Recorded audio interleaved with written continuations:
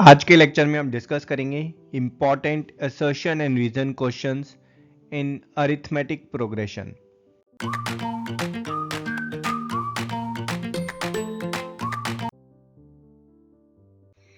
चलें जी, पहला क्वेश्चन हम डिस्कस करते हैं। यहाँ पर हमें असर्शन गिवन है कि ये जो पर्टिकुलर सीक्वेंस है ये एपी में है, और जो रीजन गिवन है हमें that in an AP the nth term is given by a plus n minus 1t। तो हम पहले अपनी असर्शन से स्टार्ट करते हैं। तो अगर कोई सीक्वेंस एपी में है तो उनके बीच में जो कॉमन डिफरेंस है दैट शुड बी सेम। यहाँ पर जो टर्म्स हैं ये हमारे पास स्क्वायर रूट में है, तो पहले इनको हमें सिंप्लीफाई करना होगा। तो इसको हम each term will factorise it first. तो यहाँ पर फैक्टराइजेशन में if you will see this 2, 3, 4 and 5 they are coming twice under the root. तो ये जो टर्म्स हैं 2, 3, 4, 5 ये रूट के बाहर आ जाएंगी हमारी टर्म्स। और यहाँ पर अभी ये क्रिस्टल क्लियर है कि हर टर्म के बीच में जो डिफरेंस है दैट इज ऑफ √3। तो हर टर्म जो है वो स्क्वायर रूट 3 से इंक्रीज हो रही है as the common difference is same. ठीक है, तो हमारी एपी की कंडीशन ही वो होती है कि अगर कॉमन डिफरेंस सेम होता है तो टर्म्स जो है वो एपी में होती हैं। तो यहाँ पर वी कैन से दैट जो असर्शन है that is true. Let's talk about the reason here कि एपी में जो nth टर्म है that's given by this formula, और हमें पता है कि एपी के nth टर्म का यही फॉर्मूला होता है। तो रीजन जो है वो हमारे पास दैट इज ट्रू। अभी हमें पता करना है कि क्या ये रीजन जो है वो असर्शन के लिए करेक्ट एक्सप्लेनेशन है। तो हमने अभी डिस्कस किया कि कोई सीक्वेंस एपी में है वो हम सिर्फ तभी असर्ट कर सकते हैं जब उनके बीच का कॉमन डिफरेंस सेम है। हम ये नहीं कह सकते कि ये जो सीक्वेंस है ये एपी में है क्योंकि nth टर्म का ये फॉर्मूला होता है। ठीक है, तो यहाँ पर ये जो रीजन है this reason is not reason is true but reason is not correct explanation for assertion. तो यहाँ पर हमारा जो ऑप्शन बी है that is correct, that is assertion and reason both are true but reason is not correct explanation for assertion. Let's check the next question. यहाँ पर हमारे पास assertion है कि अगर ए बी सी एपी में है तो 1/BC, 1/AC एंड 1/AB ये भी एपी में होंगे। और इसका जो रीजन गिवन है कि अगर कोई सीक्वेंस एपी में है और पूरी सीक्वेंस को अगर हम किसी कांस्टेंट से डिवाइड करते हैं तो जो रिजल्ट होगा वो भी एपी में होगा। तो यहाँ पर हम एक्चुअली रीजन से स्टार्ट करते हैं। ठीक है, तो रीजन में हम पहले कोई एक सीक्वेंस ले लेते हैं जो एपी में है that is a plus D, A plus 2d, और इस सीक्वेंस को हम एक कांस्टेंट k से डिवाइड कर देते हैं। अब यहाँ पर अगर हम इंडिविजुअली देखेंगे तो जो सेकेंड टर्म है that will B a/k plus d/k, है ना। Third term will be a/k plus 2d/k। तो यहाँ पर जो हमारी फर्स्ट टर्म है दैट इज a/k, और उसमें जो कॉमन डिफरेंस ऐड हो रहा है that is d/k is what we are adding in each term. So here we can say yes, after dividing the first term of the sequence is a/k and common difference is d/k and the result is an AP. तो हमारा जो reason है reason is true, है ना। Whether it is correct explanation for assertion that we have to see. अब assertion पे आ जाते हैं। असर्शन में गिवन है कि भाई ABC जो है वो AP में है, और अगर इस AP को अगर हम A times B times C से डिवाइड करते हैं ना, which is also a constant, so A into B into C से हर टर्म को अगर हम डिवाइड करेंगे so will get this form.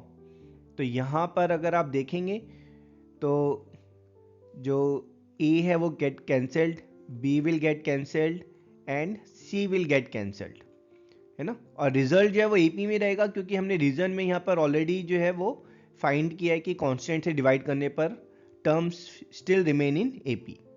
तो यहाँ पर हमारे पास जो आएगा 1/BC, 1/AC and 1/AB they are also in AP, and this is what assertion was stating. और ये जो असर्शन है this we have derived from reasoning, so we can say that first is assertion is true and second we can say that the reasoning is correct explanation for our assertion. So here option A is what it's saying, A and R are true and reason is correct explanation of assertion, and thus option A is correct answer. I hope you are enjoying the question. Let's see the third question. तो यहाँ पर हमें जो assertion given है कि अगर किसी sequence में n टर्म्स का सम जो है वो n स्क्वायर प्लस 5n की फॉर्म में है, तो वो जो सीक्वेंस है वो सीक्वेंस AP में होगी। और इसका जो रीज़न गिवन है कि किसी भी सीक्वेंस, कोई भी सीक्वेंस जो है अगर वो xn square plus yn plus c की फॉर्म में है तो वो सीक्वेंस हमेशा AP में होगी। यहाँ पर x और y जो है वो वेरिएबल्स हैं and c is also variable. तो let's check, let's start by reason. Reason से हम स्टार्ट करते हैं।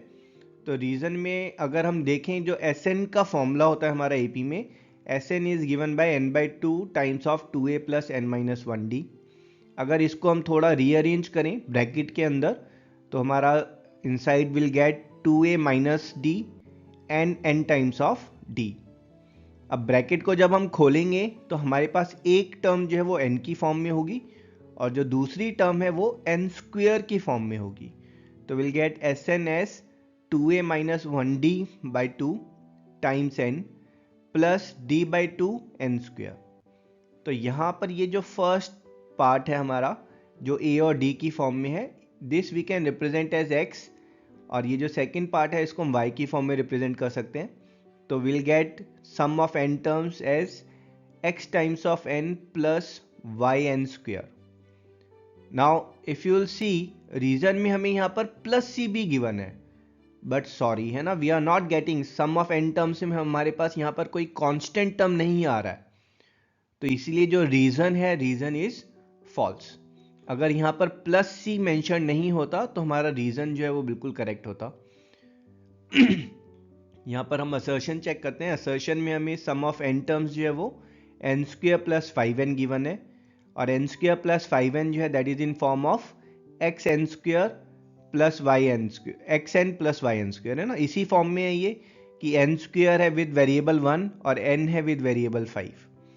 तो ये हमारा मैच कर रहा है, तो वी कैन से कि ये जो Sn है this is for an AP, जो सीक्वेंस है वो हमारी AP में है। ठीक है, अदरवाइज ऑल्सो हम चेक कर सकते हैं। यहाँ पर n को अगर हम 1 डालेंगे तो हमारे पास S1 जो है वो 6 आ रहा है, S2 is 14, S3 is 24, S4 is 36। Sum of first term is 6, that means first term itself is 6। First two terms का सम 14 है, तो इसका मतलब है जो सेकेंड टर्म है दैट विल बी 6 प्लस 8 है ना, that's how we are getting this sum 14। तो second term is 8। Third term जो है, 3 टर्म्स का सम 24 है और 2 टर्म्स का सम जो है वो 14 है। जो थर्ड टर्म है वो हमारी 10 हो जाएगी और फोर्थ टर्म यहाँ पर हमारी 12 हो जाएगी। और यहाँ पर अगर हम देखेंगे इनके बीच का जो कॉमन डिफरेंस है वो 2 है, और अगर कॉमन डिफरेंस सेम है तो we can say that the sequence are in AP। तो अगर ये हमारे पास Sn जो है वो इस फॉर्म में है तो सीक्वेंस AP में होगी, yes true. So assertion is true, but the reason is false. अगर रीजन में प्लस c नहीं होता तो हमारा रीजन भी करेक्ट होता and reason would have been the correct explanation for assertion, but here we'll say that reason is false and thus assertion true, reason false, option C is correct answer. चलिए fourth question check करते हैं। तो यहाँ पर हमें assertion में given है कि किसी भी AP में अगर 10th टर्म 10 है तो sum of first 20 terms that will be 200, और इसका जो रीजन गिवन है कि जो सम किसी भी AP में जो सम ऑफ n टर्म्स है that is n times of middle term. तो हम यहाँ पर रीजनिंग से स्टार्ट करते हैं। हमें पता है कि AP में जो सम ऑफ n टर्म्स है that is n/2 into first term plus last term. इस 2 को अगर हम अंदर ले जाएं तो s is n times of first term plus last term by 2, और AP में हमें पता है कि first term plus last term by 2 is nothing but middle term. तो यहाँ पर जो सम ऑफ n टर्म्स है that is n times of t middle, and the statement in reason is exactly same. So here we can say that reason is correct. Now let's look at the assertion part. तो यहाँ पर हमें 10th term जो है that is given as 10, और हमें पता है कि एपी में जो मिडल टर्म है, मिडल टर्म अगर टोटल n टर्म्स है तो middle term is given by n plus 1/2। तो अगर किसी भी एपी में अगर आपका 20 टर्म्स हैं तो मिडल टर्म जो है वो 20 प्लस 1/2 और 10.5 हो जाएगा।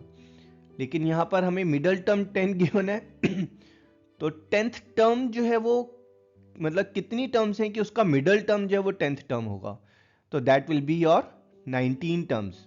अगर आप देखेंगे तो 10th टर्म से पहले 9 टर्म्स हैं और 19 टर्म्स हैं अगर टोटल, तो 10th टर्म के बाद भी 9 टर्म्स हैं। तो T10 is actually middle term of 19 terms. तो यहाँ पर अगर हमें बोला होता 19 टर्म्स का सम, तो वो हम यहाँ पर निकाल सकते थे 19 टाइम्स ऑफ मिडल टर्म और 190। बट 20 टर्म्स का सम, सॉरी यहाँ पर डाटा इनसफिशिएंट है, 20 टर्म्स का सम हम नहीं निकाल सकते। तो यहाँ पर we can say that assertion is false. So assertion is false but reason is true, and thus option D is correct answer. Fifth और आज का लास्ट क्वेश्चन चेक करते हैं। तो असर्शन यहां पर है कि √3, 3, √27 and 9 is not in AP, ये एपी में नहीं है। और इसका रीजन वो बोल रहा है कि terms of an AP can not have both rational and irrational numbers, कि अगर किसी सीक्वेंस में रैशनल और इरेशनल दोनों टर्म्स होंगी तो वो एपी में नहीं हो सकती। तो पहले यहाँ पर हम असर्शन चेक करते हैं। तो असर्शन में it's saying it's not in AP, और एपी में है या नहीं वो चेक करने के लिए हमें चाहिए कॉमन डिफरेंस। तो यहाँ पर पहली दो टर्म्स के बीच में जो कॉमन डिफरेंस है दैट इज 3 माइनस √3, और नेक्स्ट टू टर्म्स के बीच में जो कॉमन डिफरेंस है दैट इज 3 √3 माइनस √3 और 2 times of √3, and both the common difference are not same. तो हम यहाँ पर बोल सकते हैं कि ये सीक्वेंस जो है ये एपी में नहीं है। तो हमारी जो असर्शन की स्टेटमेंट है दैट इज ट्रू। अब यहाँ पर जो रीजनिंग है एक बार उसको इवेलुएट करते हैं। रीजन में इट्स सेइंग कि दोनों रैशनल और इरेशनल टर्म्स नहीं हो सकती किसी एपी में। तो यहाँ पर अगर हम ये पर्टिकुलर सीक्वेंस देखें जहाँ पर स्टार्टिंग 0 से हो रही है और कॉमन डिफरेंस √3 है जो हम ऐड कर रहे हैं तो यहाँ पर दोनों रैशनल और इरेशनल दोनों टर्म्स हैं और ये हमारी एपी में है। अगर हम एक और एग्जांपल लें जहाँ पर हमारी let's say first term 5 plus √3 है जो कि इरेशनल है, इसमें हम √3 जो है वो सब्ट्रैक्ट कर रहे हैं, तो ये भी हमारे पास इरेशनल, रैशनल एंड इरेशनल। तो वी कैन से कि किसी भी एपी में दोनों रैशनल और इरेशनल टर्म्स हो सकती हैं, और इसलिए जो रीजन है this reason is false. So assertion is true and reason is false, and thus option C is correct. I hope you enjoyed the video and gained from it. I will see you in next video. Till then, tata, bye bye.